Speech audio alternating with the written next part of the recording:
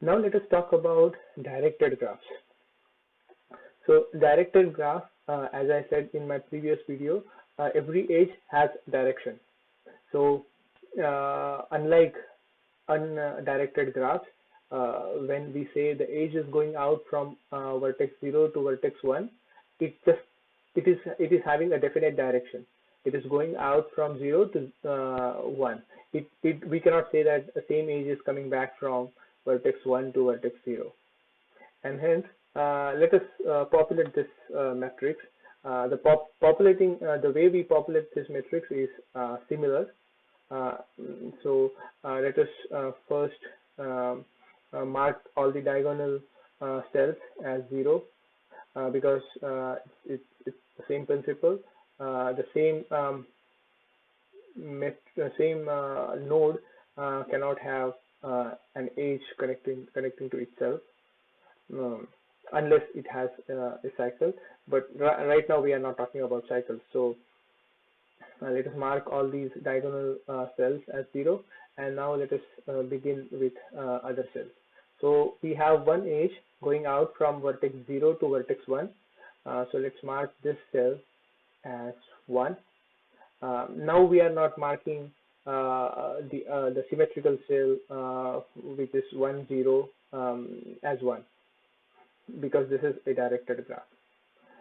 So another edge going out from 0 is 0 to 2. So let us mark this one as 1. These are only two outgoing edges from 0. There is one outgoing edge from 1 to 3. So from 1 to 3, and from 2 we have one outgoing edge to 1. From 2 we have one outgoing edge to 1, and from 3 we have one outgoing edge to 2. So from 3 we have one outgoing edge going to 2. So yeah, that's it. So here in this graph you see it is not symmetrical unlike this undirected graph. So if you have a weighted graph, then instead of 1 you can mention the weight assigned to that edge here in the cell. So that will be the only difference how we can represent the weighted graph using adjacency matrix. Now let us talk about space complexity, or how much space this adjacency matrix takes. So if you see, the dimension of this matrix is equal to square of number of vertices or nodes in this graph. So if we have 4 nodes in the graph, we need a space to accommodate a matrix which has dimension 4 by 4. So in terms of asymptotic time complexity, we can say that space required is equal to O of n square.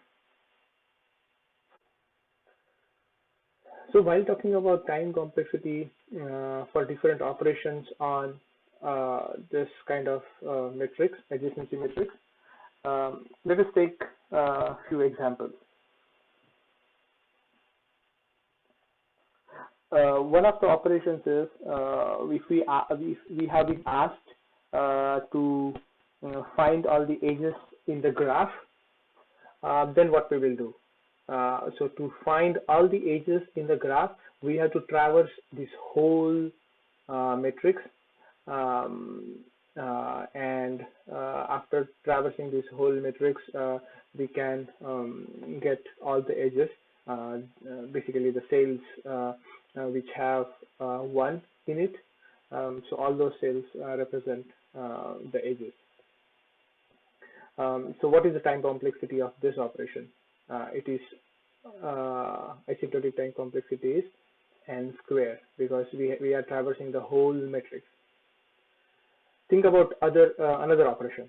If we have been asked, if we have been given a node 2, and we have been asked to find out all the neighbors of that particular node. So what we will do?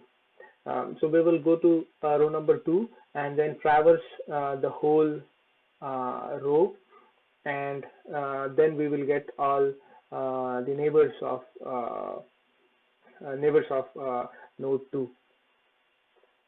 So if we think about time complexity for this operation, the time complexity is equal to the degree of that particular node, or in fact we can say that the time complexity is equal to O of n, because if we say that we have four vertices or nodes in this graph, then the number of columns in this matrix will be 4, and hence to traverse the row we have to traverse basically all the cells which are equal to the number of vertices or nodes in this particular graph. Let us talk about another operation. If we are asked to check if there is an edge exists between two specific vertices, like for an example, if we have been given one vertex as 3 and another vertex as 2, and the question is if there is any edge exists between these two nodes, then what we have to do, we have to basically go to that particular cell. We can go directly to that particular cell and check if it is 1 or 0, and basically this is 0. So all these empty cells are basically populated with zeros. So if it is 0, then there is no edge exists between direct edge exists between these two nodes. If we have been given the vertex 3 and vertex 1, then we can directly visit this cell and see that we have an edge between vertex 3 and vertex 1, which is connecting both the vertices. So what is the time complexity of this particular operation? Because we can directly go, when we have been given both the vertices, we can directly go to that cell using row and column number, and that's the reason this is the constant time operation, and we can say that the time complexity is O of 1. Last but not least, the very important question is when we should use adjacency matrix for a graph. So if the graph is dense, meaning if the graph has every node in that graph is connected to every other node in that graph with the direct edges, then that graph is called a dense graph. If that is not the case, if there are very few edges which are connecting the vertices in the graph, then that graph is called a sparse graph. So if we have dense graph where there are so many edges in any dense graph, the number of edges is approximately equal to the square of the nodes. So if we have that kind of graph, if we have dense graph, then we can go for this kind of representation. We can afford to use or consume this much of memory, which is equal to the square of the number of vertices. But if we have very few edges, then there will be very few cells which will have 1 inside it, and rest of almost all other edges, all other cells will have 0 in it. So if you see, we will be wasting so much of space if we have sparse graph. So the practical example is any social media sites, right? So any person, any given person is represented by any given person is a node inside social media graph, and the connection to the another person is an edge. So if we consider any person, what do you think? What is the maximum number of connections he might have?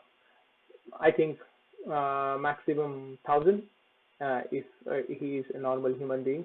If he is a celebrity, then probably probably in the order of 100,000 connections or million connections. But on an average, every person will have 1,000 connections.